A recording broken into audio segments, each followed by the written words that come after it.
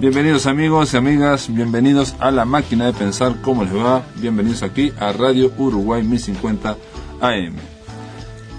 Empezamos el día de hoy, martes, bueno, un poco con este calorcito, por suerte, va mejorando la situación sin llegar a extremos, en un Uruguay que, bueno, de alguna forma, ayer hubo un cónclave sobre la educación y, bueno, en La Máquina de Pensar, sin coincidir, porque en realidad es una especie de coincidencia, lo habíamos planteado la semana pasada, habíamos pensado con Pablo Romero inaugurar un ciclo en este año, el espacio, la cuadratura del círculo, aquel espacio para discutir, para debatir, para intercambiar sobre distintos temas, sobre todo los temas culturales. La idea, en fin, es hacer un intercambio. Pero antes quiero decirles que a la mesa de La Máquina de Pensar llegó el último número de Relaciones. Hay un montón de cuentos y hay lindos artículos de Mallarmé, por ejemplo, sobre Mallarmé, con las cartas de Mallarmé. Está interesante y bueno, es el número veraniego que tiene Relaciones. En enero acostumbra a sacar números, suplementos, en realidad números dedicados a la literatura o al arte narrativo. Hay muchos cuentos y también hay un par de ensayitos o de reseñas literarias. En controles de emisión lo tenemos a Jorge Pozzi ahí esperando a la 1 de la noche para ver el partido de hoy y iba para escuchar este pique.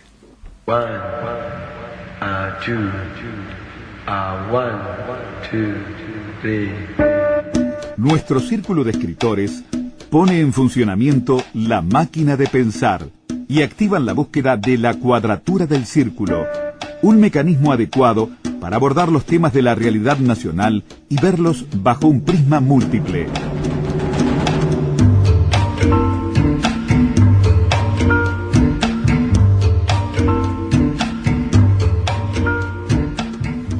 Ver los temas bajo un prisma múltiple es el anuncio que nos da siempre la cuadratura del círculo y bueno, en este caso, nunca mejor dicho, la idea es abordar el tema de la educación secundaria, un tema complejo, muy complejo y con bajo un prisma múltiple. Se trata de un tema que es, bueno, aparte de complejo, el año pasado hicimos una charla aquí entre Alex Massey, Eduardo de León y Jaén Mota y bueno, prácticamente no alcanzó el programa para simplemente enumerar todas las aristas de este prisma o de estas en una especie de caleidoscopio donde había un montón de luces y sombras, sobre todo sobre este tema en concreto que es la educación secundaria. ¿Qué es lo específico de la educación secundaria? ¿Debemos formar estudiantes pensando en el mundo del trabajo o debemos pensar en una especificidad de índole intelectual?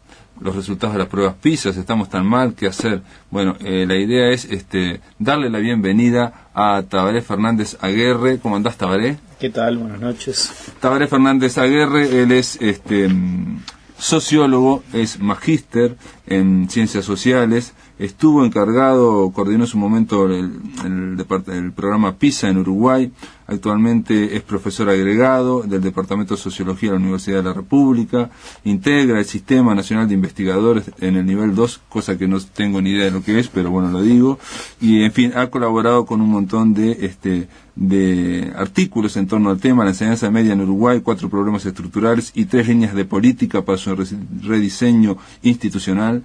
En fin, ha publicado ahora La desafiliación en la educación media y superior de Uruguay, conceptos, estudios y políticas. Se trata de un libro coordinado por Tabaré Fernández, y donde hay un montón de analistas. Y después vamos a darle la bienvenida también a nuestro amigo conocido, normalmente lo llamamos para hablar de literatura, de libros, como crítico literario o como reseñista literario, como le gusta a él que lo llamen, al poeta, pero en este caso escritor y docente, e integrante de FENAPES, Juan de Marsilio. Buenas noches. Bien. Bueno, un poco antes en el pasillo comentábamos con Tabaré y con Juan, no tuve tiempo de hablar, que la idea era básicamente abordar con tiempo este tema que es la educación secundaria en el Uruguay. Obviamente no se puede separar y ser totalmente aislado de lo que es la educación primaria ni lo que es la universidad, la educación terciaria, Pero bueno, es un tema complejo. Yo le comentaba a Tabaré que cuando entrevisté a Luis Eduardo Aute hace unos días, Luis Eduardo Aute me decía que en España él veía que había una crisis casi de civilización a todo nivel, y entonces a nivel cultural, que está a nivel de medios de comunicación, a nivel de educación, y me extrañó que mencionara por lo menos una vez la educación, porque no tenía nada que ver con la entrevista, digamos, ¿no? Pero él decía como que era un modelo agotado, en fin, él hablaba de una transición hacia algo que no se sabe qué es, ¿no? Estamos en un momento de transición.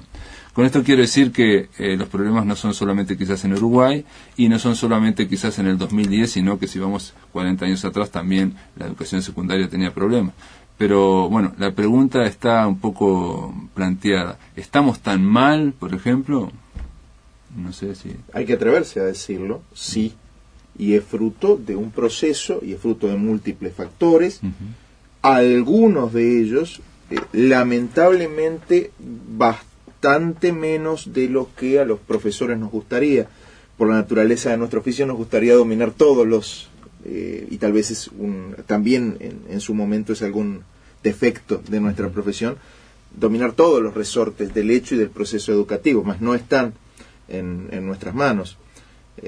Si tú te fijas, a los efectos de mostrar algunas cosas que han cambiado en ese lapso de 40, 50 años que tú mencionabas. Por ejemplo, pasamos por una experiencia de centralización y autoritarismo en la enseñanza, que no se ha revertido del todo. Si bien nosotros en la oportunidad de discutir acá en este mismo programa el libro de Antonio Romano, veíamos que en las épocas que nosotros solemos en el imaginario pensar de oro de la educación pública, que era la historia de secundaria desde el año 55 hasta el año 77. Hasta el 77, exactamente. Los propios docentes tenían una posición muy crítica respecto a la educación y la pensaban en crisis. El hecho es que los rendimientos eran mayores, la capacidad de darle armas para su integración en la sociedad al ciudadano de la educación pública era mucho mayor y se percibía como mucho mayor, pero esos consejos tenían una considerable autonomía con relación al poder político de turno, al gobierno, en cumplimiento de algo que, más allá de las distancias epocales, debe rescatarse del mensaje de Varela, ¿no? La educación pública es de toda la ciudadanía, incluso de los ciudadanos del futuro, sin que esto vaya en desmedro de las competencias de ningún poder del Estado. Debe preservarse la del ir y venir de los partidos en el gobierno, que es sano para la democracia, pero en tanto no es ni en 4 ni en 5 años que se procesa un cambio en la educación. No se puede andar pidiéndole resultados a una política de gobierno que cambia según cambia de gobierno o de gobierno educativo. Primero eso. Segundo, un problema de enorme diferencia en cuanto al impacto de los medios masivos de comunicación. En las épocas de oro, percibidas así en el imaginario, no había televisión, hoy sí la hay, y uno de los problemas que está en discusión es qué política de medios y de medios audiovisuales tiene o no tiene nuestro Estado. Luego lo otro, 40, 50 y pico de años de crisis estructural y el tema de tener en aulas a los hijos del 2002. Un deterioro del rol docente y del propio peso del saber y la cultura entre la sociedad.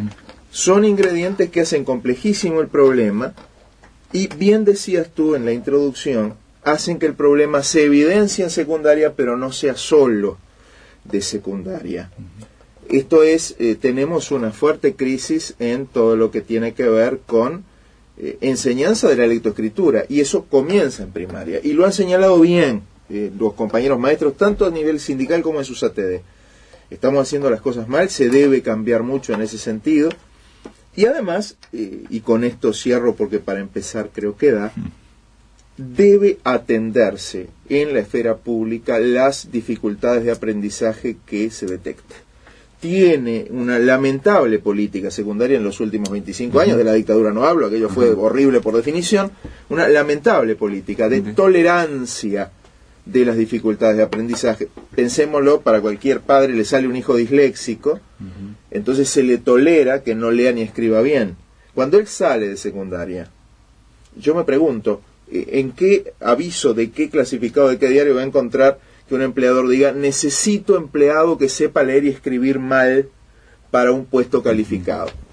Debemos pasar, porque el conocimiento en el tema de dificultades de aprendizaje ha aumentado y mucho, a una política sistemática de detección y de reeducación de las dificultades de aprendizaje. Si no, a esos estudiantes y a sus familias les estamos mintiendo.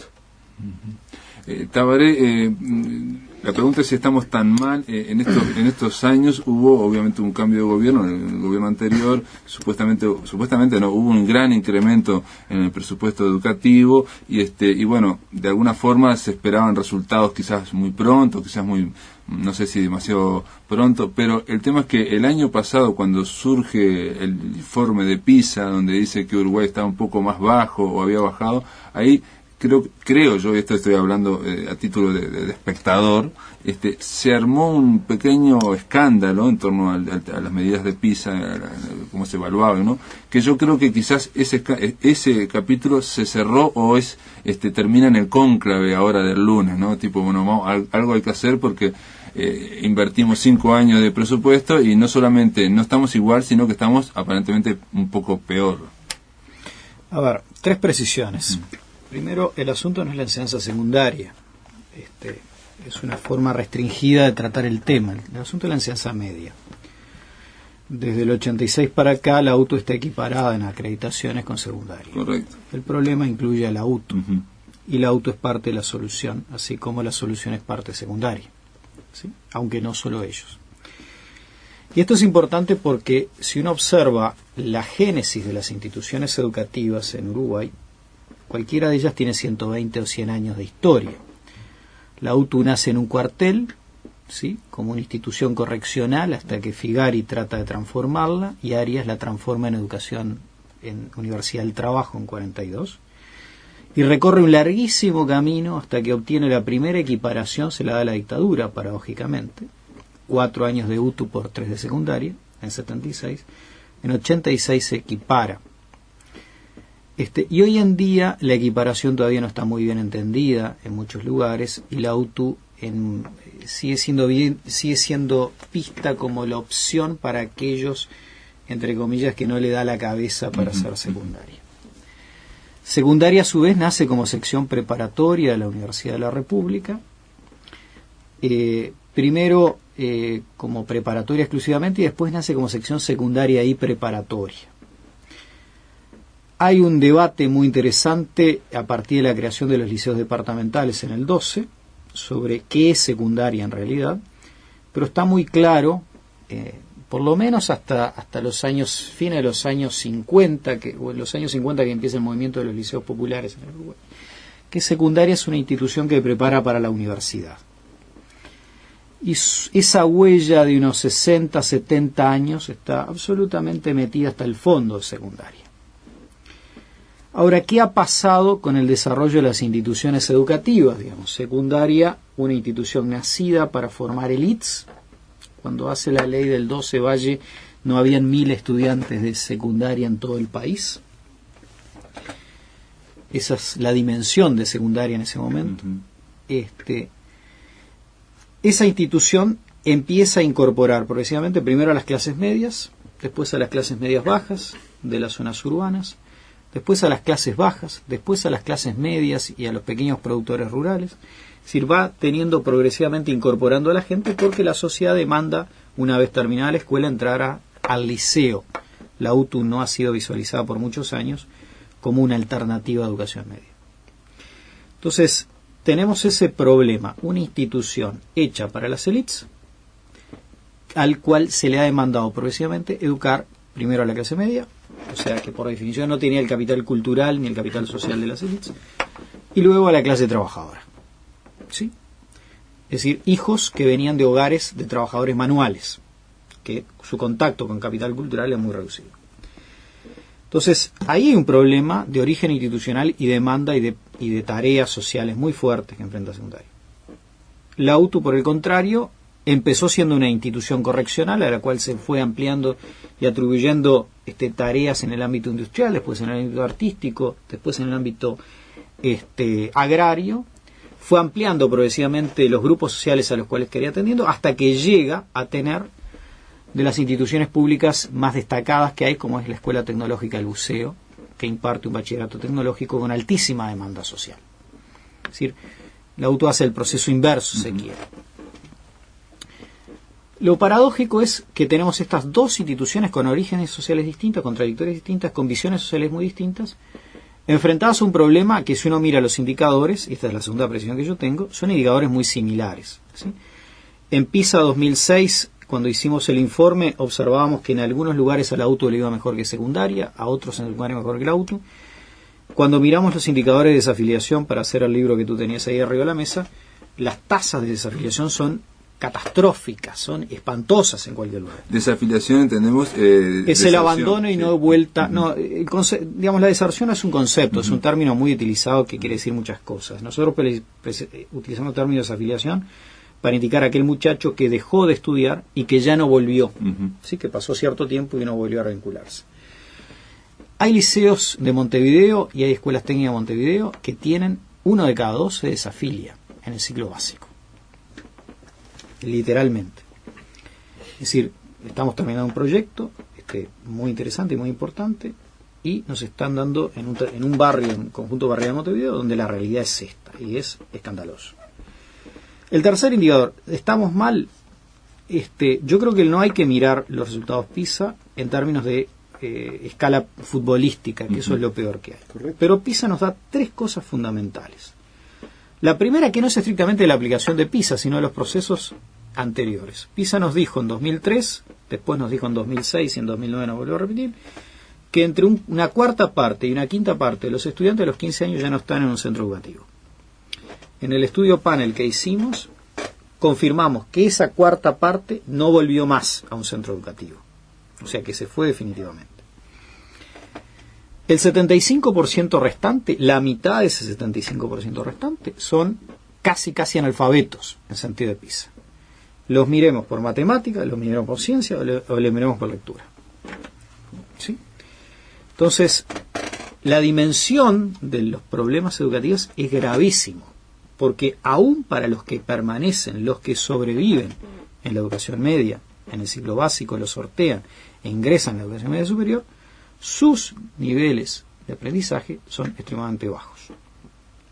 Y eso tiene repercusiones muy fuertes sobre cualquier plano individual o social que uno quiera analizar.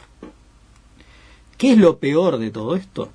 Es que los resultados 2003, los resultados 2006, los resultados 2009 no tienen variaciones sustantivas. Hay bajas de 3, 4 puntos porcentuales, pero los resultados son claros.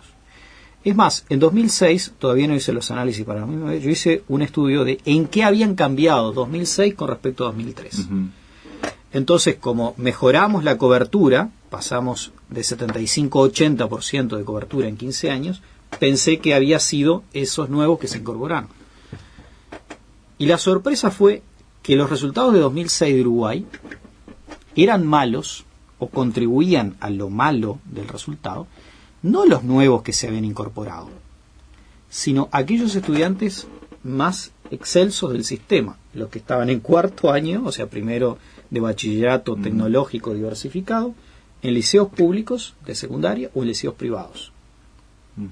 No es importante esto que decís, porque se plantea, por ejemplo, ayer o antes de ayer, en una entrevista al director de Secretaría del MEC, él planteaba que, por ejemplo, los ingresos estos, como 20.000 estudiantes, ¿no? una cosa así, 25.000 en los últimos 5 años, habían como inflado el sistema, digamos, que podrían ser una explicación de. O sea, los resultados de Uruguay, vuelvo a sostener, no han variado, la magnitud del problema, las características del problema no han variado de 2003 a 2009. ¿Sí? Y eso es parte del problema, el estancamiento. ¿Sí? En 2003 atravesamos la crisis social y económica más profunda y más prolongada que tenía el Uruguay. ¿Sí? Que no es la del 2002, empezó en 2000 y se arrastró hasta 2004. Son 5 años de crisis. Pero en 2006 estábamos surgiendo de la crisis, había una expansión de la economía, una expansión del empleo, había mejoras. Claro, los daños sociales no se remontan tan fácilmente como los indicadores económicos.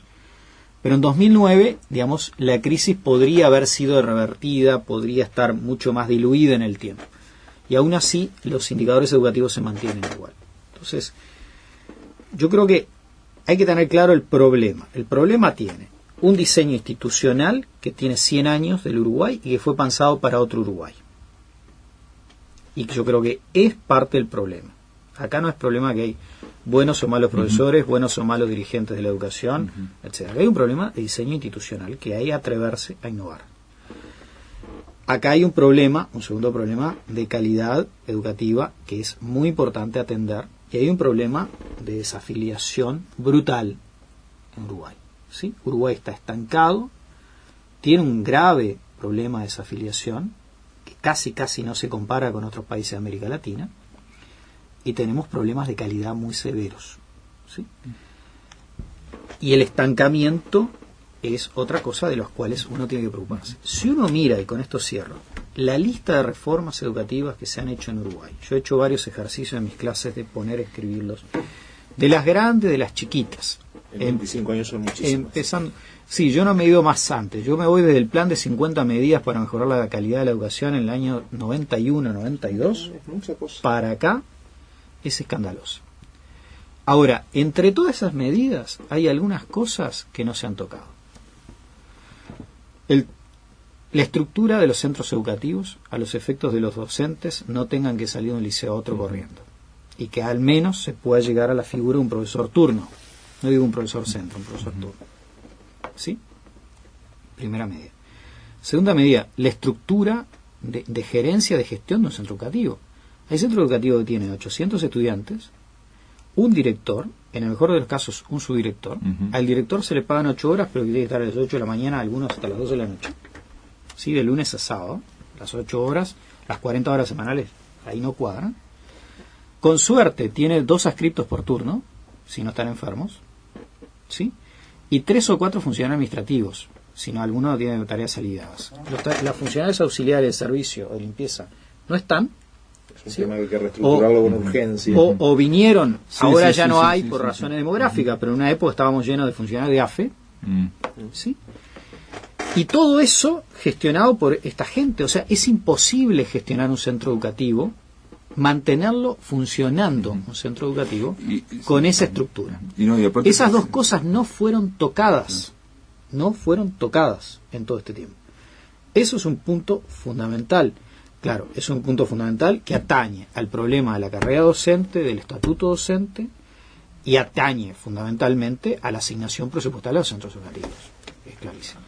Muy bien, después de la pausa continuamos aquí en La Máquina de Pensar. Está planteado por lo menos el del pique, la problemática, un poco de la problemática de la educación media. Volvemos con Juan de Marsilio y con Tabaré Fernández Aguirre.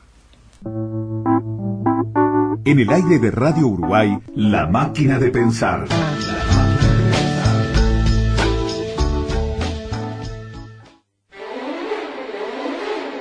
Un tranvía llamado Deseo, por el Ballet Nacional del Sodre. Del 18 al 29 de marzo, el Ballet Nacional del Sodre ofrecerá en el Auditorio de Larreta el primer estreno de la temporada 2011, bajo la dirección del maestro Julio Boca. Se trata de un tranvía llamado Deseo, creación del coreógrafo argentino Mauricio Weinroth, en versión libre de la obra homónima de Tennessee Williams, con música de Bela Bartók. Las localidades se encuentran a la venta en la red UTS y en boletería del Auditorio de Larreta de lunes a domingo en el horario de 15 a 20:30.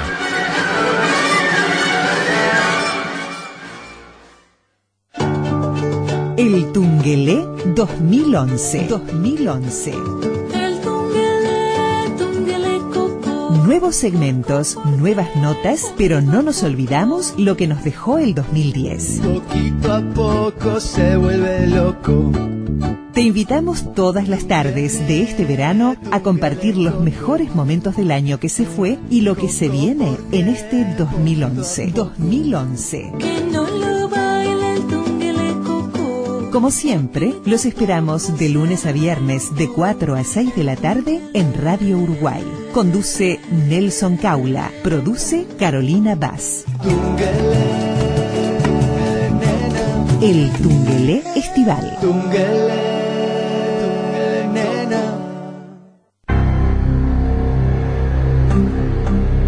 Somos Radio Uruguay, 1050 AM, Montevideo, Uruguay, con su repetidora 103.9 FM en el departamento de Colonia.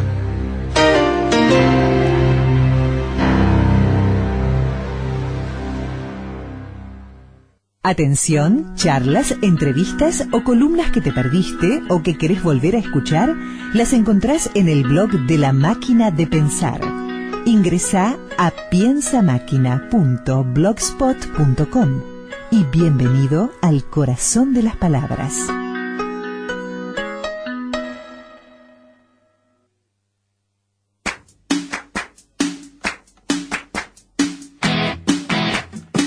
Tengo la oreja caliente, yo le pregunto a la gente, pero lo más frecuente es que no me saben contestar.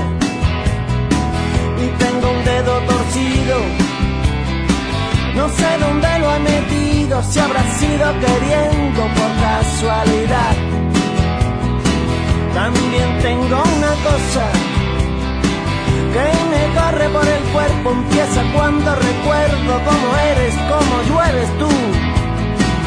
Si me escondes la llave, yo no me quedo en la calle, de sobra tú lo sabes que no me importa caminar, pero cuando hace frío, yo de nadie me fío y ando perdido.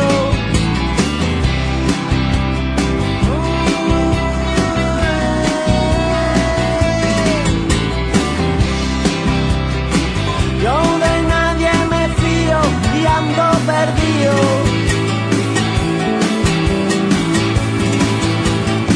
Tengo una mosca en la frente, la oreja caliente, la gente me dice que no sabe dónde me ha visto crecer. Y tengo el dedo torcido, no sé dónde lo habré metido, si habrá sido queriendo, tal vez sin querer. Yo junto dos palitos, los froto un ratito, me quedo mirando y la chispa se va. Y cuando me doy cuenta, tengo la boca abierta como un niño sin teta, el niño empieza a llorar. Cuando hace frío, yo de nadie me fío y ando perdido.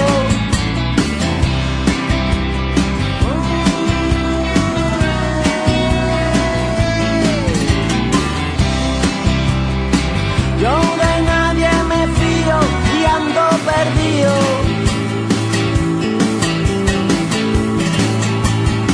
Cuando me olvido de mí, es cuando te siento más cerca y nunca se aleja lo que acaba de pasar.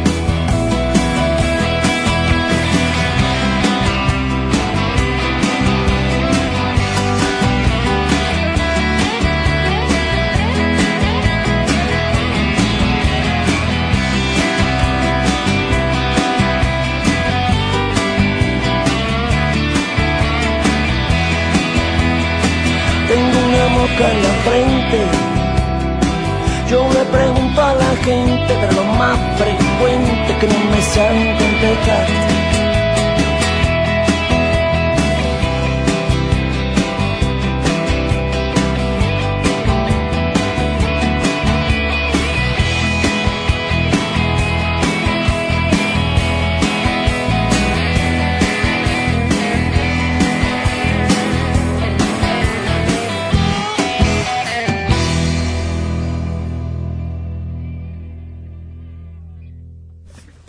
Este es Pico Veneno, la canción se llama La Chispa, del disco Dice la Gente del 2010. Continuamos aquí hablando con Tabaré Fernández Aguerre y Juan de Marsilio sobre la educación media, la enseñanza media, secundaria y UTU. Antes de la pausa se establecieron un par de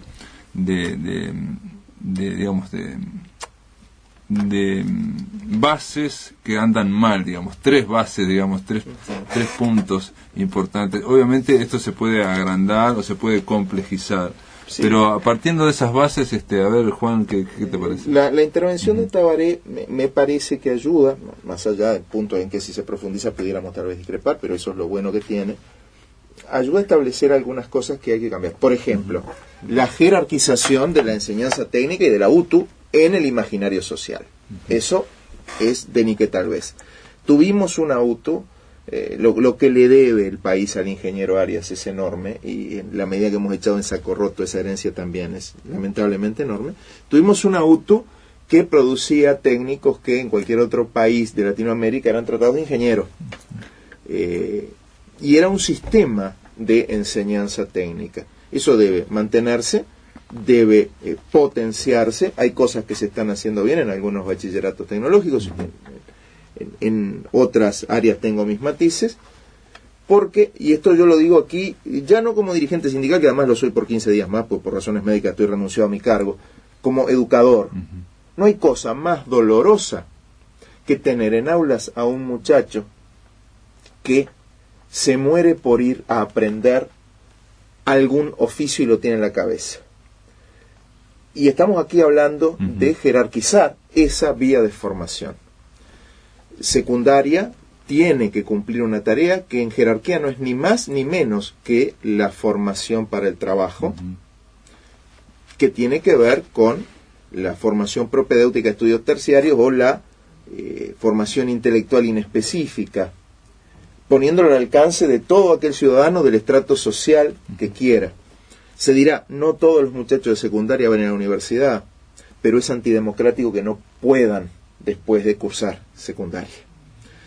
Y lo digo así, sin ninguna duda, antidemocrático. Entonces, potenciar la UTU no como vía de salida del bruto, sino como opción de enseñanza media técnica.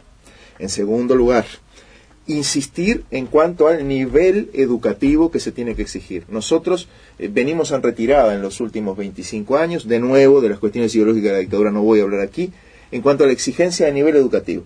Cualquier profesor de matemática o de física que tú traigas aquí, y es una pena que esto sea radio y no televisión, si te muestra sucesivos ejercicios de examen de bachillerato de todos estos años, te va por demostrar una merma en el nivel de exigencia. Entonces, hemos intentado solucionar el tema de que nuestros muchachos no dan la talla bajando el nivel.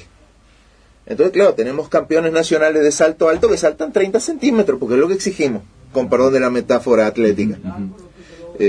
Luego, lo otro, necesitamos atacar el tema de las dificultades de aprendizaje concretas y no de las estadísticas.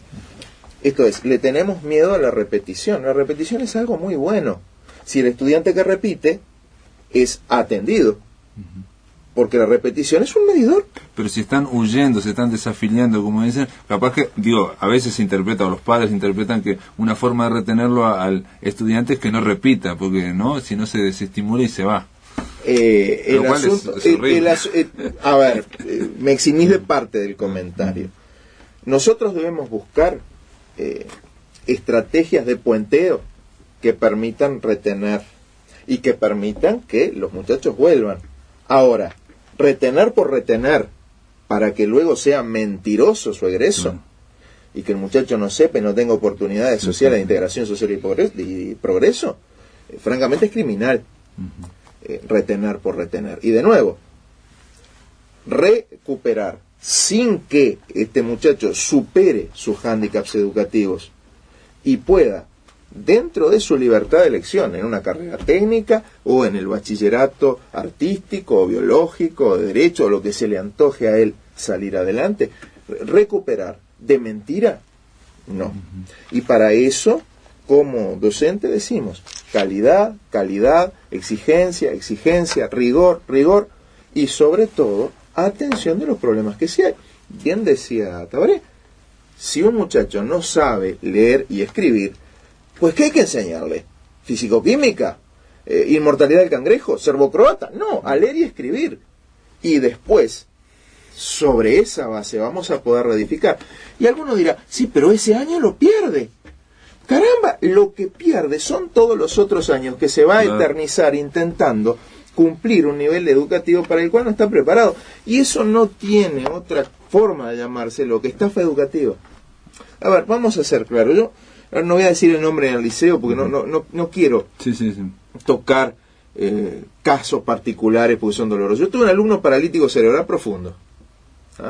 Y lo llegué a querer mucho por el esfuerzo enorme que hacían. Una materia hoy desaparecida de segundo año, taller de expresión artística. Y lo que yo le pude dar, salvo afecto, fue muy poco. Porque yo soy profesor de literatura. Lo que hacíamos con los gurisitos, cosas maravillosas, entre otras, taller literario. Y muy poco pudimos hacer con este muchacho, el cual cuando la madre lo está llevando en su silla de ruedas, a veces cruzan garzón para darme un beso. Entonces, caramba, a mí me duele eso como educador. No, porque nosotros debemos avanzar en el sentido de cumplir con el objetivo democrático de que todo ciudadano sea educado de acuerdo al máximo de sus potencialidades. Y si hacemos como que educamos, nos van a pasar esas perversas paradojas. ¿Cómo es esto que hemos estado aumentando el presupuesto y no logramos los éxitos? Si las políticas educativas son educativamente equivocadas, lamento decir que podremos poner mucha más plata aún, y por este camino no vamos. La recíproca no se cumple. Hay ciertos mínimos necesarios de aporte presupuestal que son imprescindibles. Por ejemplo, para poder ir al profesor cargo estable en un liceo o en el número mínimo de liceos, y necesitamos presupuesto para que el salario haga sostenible eso, por ejemplo. Me parece bien, me parece bien. A mí por lo menos me ilustra esta conversación que estamos teniendo, escucharlos a ustedes, porque creo que por primera vez se están planteando temas de funcionamiento o de estructura o de diseño institucional, y no tanto de aquellas batallas de curriculares, ¿no? De hay que cambiar contenidos, hay que poner esto versus esto, hay que cambiar, hay que unir las asignaturas, hay que crear opciones globales, después hay que diferenciarlas, después hay que volver a hacer, en fin, que es lo que hemos vivido desde el 87 para acá, más o menos, ¿no? Después de la pausa, para ir al último bloque, les voy a pedir así ya tratar de hablar de cómo debería ser el nuevo diseño institucional, cómo piensan ustedes, cómo se podría reestructurar la educación secundaria, y obviamente estamos hablando básicamente del liceo. Pero después de la pausa. En el aire de Radio Uruguay, La Máquina de Pensar.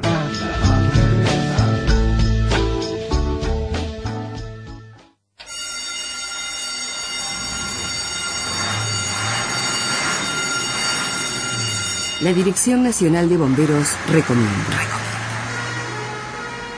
Antes de salir de su hogar para disfrutar de sus vacaciones, desconecte todos los artefactos eléctricos. Cierre la llave de paso del gas, controle caño de escape, sistema eléctrico, refrigeración, neumáticos y posibles pérdidas de combustible en su vehículo. Es un aporte a su seguridad de la Radiodifusión Nacional del Sodre.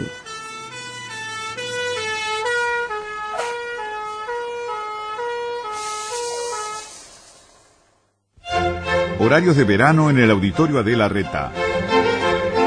La dirección del Auditorio Nacional Adela Reta informa que el horario de verano de atención al público y boletería será de lunes a sábado de 15 a 20:30. Las visitas guiadas serán los miércoles y sábado entre 15:30 y 18:30. Por otra parte, se informa que desde el lunes 7 de febrero estarán a la venta en la red UTS las entradas para un tranvía llamado Deseo, primer espectáculo del Ballet Nacional del Sodre de la temporada 2011. Las funciones serán entre el 18 y 29 de marzo.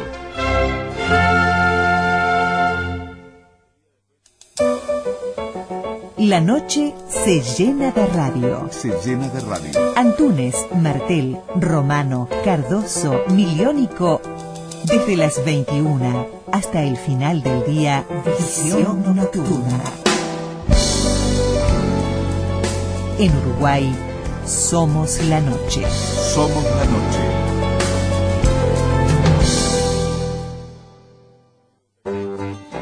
Ideas inopinadas, cultura explícita, textos abruptos, tormenta de cerebros. Un programa de rigurosa inactualidad. Conducido por Carlos Regermán, el sábado a las 9 de la mañana. Somos Radio Uruguay, 1050 AM, Montevideo, Uruguay, con su repetidora 103.9 FM en el departamento de Colonia.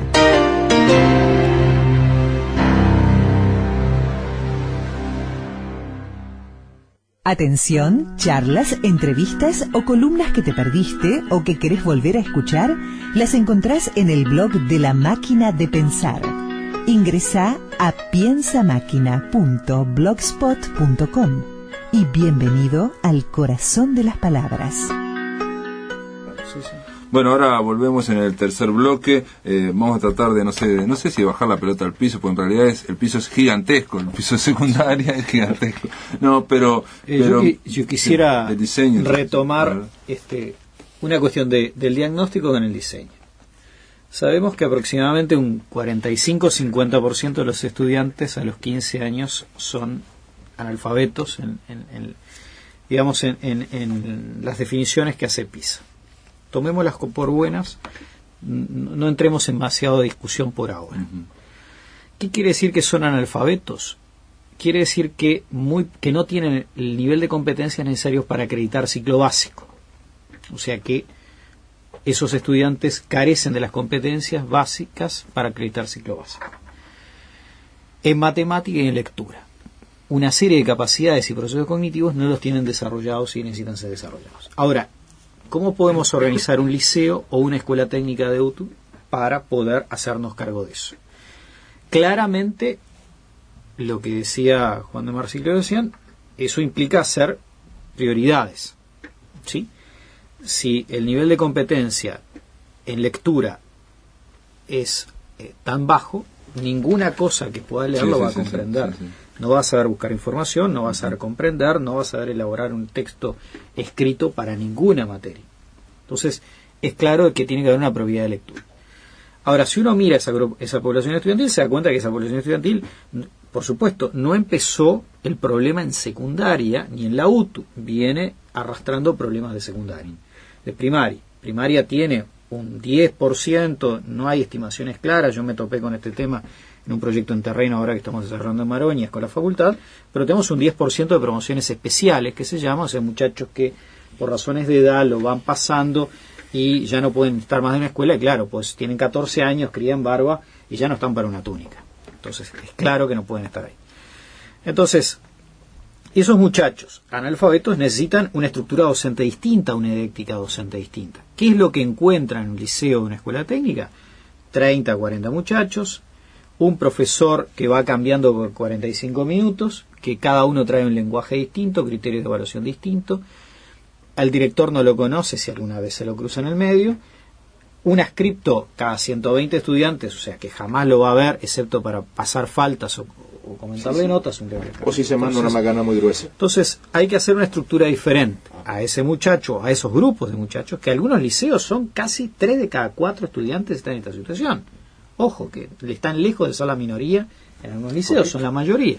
Perdón, entonces, son la mayoría los que tienen problemas. En algunos liceos, la mayoría de los estudiantes tienen estas características. En buena parte, y te corto para ilustrar, en buena parte de la periferia Montevideo y las zonas más carentes de área metropolitana, los liceos primer ciclo y las escuelas técnicas se pueden pintar por lo que te acaban de describir. Entonces, está claro que ahí programas focalizados, para introducir un concepto de política, no funcionan. Ahí necesitamos programas universales. ¿Qué es lo que ha hecho secundaria, Consejo de Educación Secundaria? Introducir el PIU. El PIU es un programa de política focalizado que intenta abordar, bien o mal, con una batería de medidas, este tipo de estudiantes. Darles apoyaturas de tutorías, de atención más personalizada. En algunos liceos ha funcionado bien, en otros liceos han pasado por calamidades, entre algunos liceos no ha funcionado para nada, ¿sí? Y en casi todos se ha visto desbordado.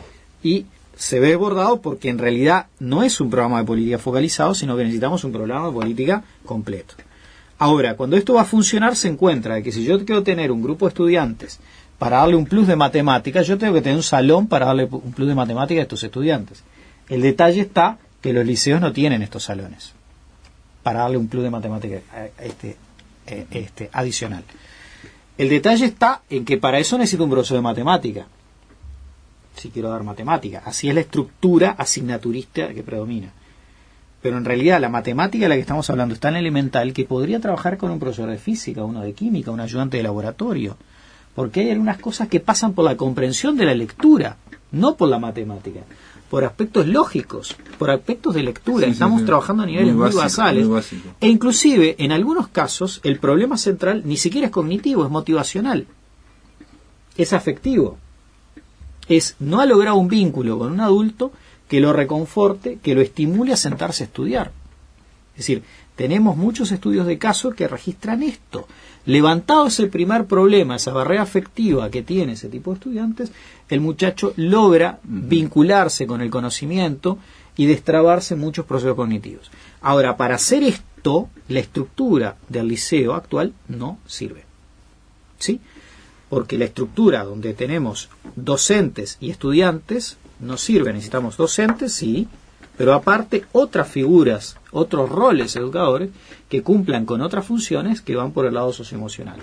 Necesitamos un diseño arquitectónico de un edificio que además de los salones de clase tradicionales tengan salones para trabajo en grupo, lo cual no hay. Y no estuvo previsto hacerlo, y una parte de los problemas que tiene el funcionamiento del PIU es esto. ¿Dónde me reúno con los alumnos? Sí, el PIU hay experiencias, por lo menos he escuchado yo, experiencias muy positivas, pero son muy aisladas. Pero para hablar un poco también del tema de salario, ahora se me ocurre, ¿no habría que pagarle más a los docentes que están, digamos, en la primera línea, en esas Sarajevo que estás hablando, en el cual de 4 hay 3 que tienen problemas de lectoescritura? Para empezar, habría que pagarle bien a todo el cuerpo docente, a todo el cuerpo funcional, que cumpla bien con su función. Y si no cumple bien con su función, por omiso, por inepto, y ni hay que hablar por delincuente si lo hubiera, bueno, pues hay la normativa para sumariarlo y echarlo. No, pero yo digo para tratar de decir, para favorecer que vaya la gente ahí y no los docentes que quieren ir a la costa, obviamente. Nadie quiere ir a los Casaballos. Yo creo que hoy en día es tanto más importante que las condiciones de trabajo y de trabajo real de los docentes en los liceos y en las escuelas técnicas más complicadas mejoren por estos nuevos roles que apoyen a un trabajo, que mejorar el sueldo. Si yo tengo que elegir, tengo recursos escasos, digo que bueno, ¿qué hago? ¿Le aumento el sueldo a todos o introduzco nuevos roles que trabajen en los liceos? Yo empiezo por introducir nuevos roles. ¿Y cómo serían los nuevos roles que trabajan? Estos nuevos roles de profesor referente, de profesor tutor, de educador social, es decir, roles que se ocupen de la condimentación del adolescente. Psicólogos y asistentes sociales en cantidad que permita un trabajo también. Por supuesto. No como ahora que están desbordados. Exacto. Es decir, hay un psicólogo asistente social cada 800, es imposible. Entonces, yo prefiero esto. ¿Por qué? Porque además esto me favorece a los profesores que están empezando la carrera. Porque en estos liceos, de los cuales estamos hablando, la mayoría son profesores jóvenes, que acaban de salir y que los mandaron a la guerra. Entonces, si yo hago un aumento general del sueldo, los que se van a beneficiar son los que ganan más. A menos que haga escalas muy diferenciales, los cuales me metan en otro conflicto. Prefiero mejorar, cambiar la estructura y meter roles nuevos y apoyar el trabajo docente de estos profesores. Ahora, la segunda medida que yo plantearía, y ahí sí me tengo que meter con el estatuto docente, es disminuir el número escandaloso de licencias que puede tener un docente a lo largo de un año, que si yo sumo todos son 60. Hoy en día, por conceptos, un docente puede faltar hasta 60 veces en el año del liceo, en un ciclo lectivo de 160 o 170 días. Ese es otro problema que tenemos que atacar. Es decir, yo me he cansado de visitar aulas comunitarias, el programa de aulas comunitarias, que es para muchachos que están fuera del sistema educativo, que lo estamos tratando de remeter, le estamos tratando de generar un compromiso educativo de un hábito de ir todos los días a las 8 de la mañana. El muchacho, luego que logra engancharse, el primero que le fracasa es el adulto. Que el profe no va. E inclusive que ven desesperados a los coordinadores de las aulas comunitarias mandarle un mensajito al profesor: che, ¿vas a venir? Hay también una cuestión de funcionamiento administrativo, quizás de toda secundaria, porque también a veces a veces faltan, y esto digo, tengo y no solo los profesores, hay directores que van una vez por mes a los liceos. No, y hay docentes, no dejan de cobrar presentismo. Exacto, y hay docentes que faltan. Ojo, y no solo los profesores. Pero hay docentes que faltan y los directores no pasan la falta de esos docentes. A ver, Pablo, eso es muy limitado. Y yo ya me he cansado de decirlo. No generalizar, digamos. claro, yo no puedo decir que todos los directores sean faltadores y que todos los directores falten y nunca dejen de cobrar presentismo. Que los hay. Y hace daño por el mal ejemplo. Exacto. Primera cosa. Segunda cosa, son muy pocos los docentes que se toman todas las licencias que se pueden tomar. El grueso del plantel docente es comprometido. Ahora, la ex consejera del IA mandó a hacer una investigación en secundaria y el 60% de las faltas no justificadas, que eso a mí me importa más, se concentran en un 7% de docentes. Entonces, ¿qué hacemos con esos funcionarios que en actitud de negligencia y omisión enlodan el buen cumplir del resto? Que entre aceptable y sobresaliente, bueno, cumple la campana de Gauss funcional, por decirlo de algún modo. Tienes tú en cualquier área de desempeño, desde aceptables hasta sobresalientes.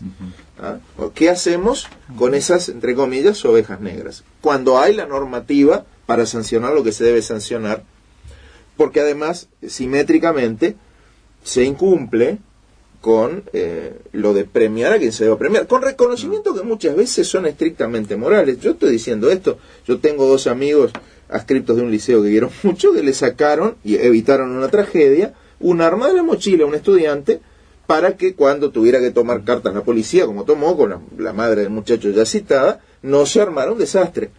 A nosotros desde muchas autoridades gubernamentales, de muchos actores de la oposición, se nos va a palo. Yo quiero que él me condecore a esos 2 jóvenes adscriptos. Porque la verdad es toda. Tabaré decía, más adscriptos, esto es fundamental. Nosotros necesitamos, sobre todo en primer ciclo, que los muchachos tengan un seguimiento, incluso una contención afectiva, que no se tenga que hacer en desmedro del rendimiento académico. Tal vez el matiz con Tabaré es que debiérase esa nivelación del muchacho que no está para el liceo hacerse en otro tipo de institución. En el sentido de que lamentablemente, y aquí me pongo en la camiseta, bueno, en los zapatos, mejor dicho, de quien tenga que gobernar, el número nefasto ese de está con 13 años y no pasa al liceo lo va a asustar a cualquier gobernante. Y francamente, si tú estás en el aula y tienes para las clases curriculares un 50, un 60, un 70% de muchachos semianalfabetos, te presiona el sistema hasta de modo tácito y tú tiendes a darle la clase a un sujeto estadístico promedio que no existe. Tú das tu clase para nadie y no ayudas al muchacho que está por un rendimiento superior, no ayudas al que está en la media que tiene que estar y mucho menos a ese otro muchacho que está semianalfabeto. Con eso tenemos que trabajar. Entonces, requiere más sociólogos, más educadores sociales, más psicólogos que puedan tener afectación a un liceo. Requiere, bueno, ni que hablar, tutorías mucho mejor planificadas. Un avance que fue negociado entre la autoridad y el sindicato es que las tutorías de PIU van a asignarse a docentes que estén en la asignatura en la que el gurí está flojo. No una bolsa y entonces te tiene que tutorear a alguien que no sabe nada de aquello en lo que te tiene que tutorear. Entonces, en ese sentido debemos mejorar y mucho. Yo creo que las condiciones para hacerlo y las ganas están a poco que se estimule, e insisto, si bien yo creo que hay una base salarial que se debe lograr, no de inmediato que nadie va a pedir la luna, para poder aspirar a que todos rindan bien y en exclusividad. Para mí la meta es esa, la dedicación exclusiva del docente. Y lo redondeo bien rápido. Hay algunos estímulos morales que son imprescindibles. Alguien le tiene que decir, bueno, mire, tal docente hizo tal cosa. Los docentes en general no son el enemigo de su hijo, señor, señora. Y si le pusieron la mala nota de repente es porque el nene todavía no está. Un poco de sensatez respecto a eso es necesario. El tema del funcionamiento, el diseño institucional puede ser muy específico de secundario, de la UTU, pero también algunas de las cosas que ustedes están diciendo aquí entran dentro de lo que es la reforma del Estado también, ¿no? O sea, de motivar al funcionario, de que haya criterios universales para una carrera que no sea solo depende de toda la antigüedad. En fin, alguna cosa, Tabaré, queda un minuto para cerrar. Tabaré, Juan. Yo quiero decir 2 cosas. A menos de que se entre seriamente una reforma estructural profunda a nivel del diseño institucional del sistema, es decir, de esto de que tenemos un liceo cuyo origen fue educar a las élites y una UTU cuyo origen fue corregir problemas casi delictuales de los jóvenes. Y creemos una nueva institucionalidad educativa ahí en el Consejo de Educación Medio Básica, a menos que uno le meta en serio a eso, vamos a seguir parchando el sistema. Y segundo, hay que ocuparse seriamente de la estructura de los centros educativos, ¿sí? Esto no se resuelve ni con reformas curriculares, ¿sí?, ni con grandes cantidades de dinero, ni con mayores autonomías. Ojo, el tema de la autonomía es un tema de boga. Yo digo, se le puede dar autonomía, pero dele capacidad para actuar. Pues si yo te doy autonomía y tú no tenés los elementos para actuar, no vas a poder hacer nada, por más libre que te quieras sentir. Entonces yo creo que hay que hacer eso, ¿sí?, fundamentalmente. Para hacer estas cosas se necesita voluntad política y aceptar de que esto va a tener conflictos serios. O sea, el cambio de la educación va a llevar conflictos serios porque afecta intereses de múltiples actores, ¿sí? Y hay que aceptarlos, que va a haber intereses. Que podamos hacer una mesa de negociación amplia, donde podamos llegar a consensos o a negociaciones o a contratos lo más amplios posibles, es deseable. Pero la reforma estructural, pensando en que todo vamos a hacer arriba de un manto de aceite, que nadie va a salir malherido, eso es falso. Falso en la Universidad de la República, donde se necesita hacer una reforma estructural, falso en primaria, falso en secundaria y falso en la UTU. O sea, hay que aceptarlo, ¿sí? Dos cositas mínimas, tres. Una, los conflictos son parte de la vida democrática, claro, y los gobernantes no deben tener miedo a eso sin tomar una tesitura despótica para mostrar que no tienen miedo. En segundo lugar, debiéramos volver a liceos medianos, pero en los que haya también muchachos de segundo ciclo, cosa que el horizonte del muchacho que entra primero sea el que está llegando a sexto y puede llegar a ser universitario luego, no el repetidor de tercero, cosa que tenga un modelo positivo.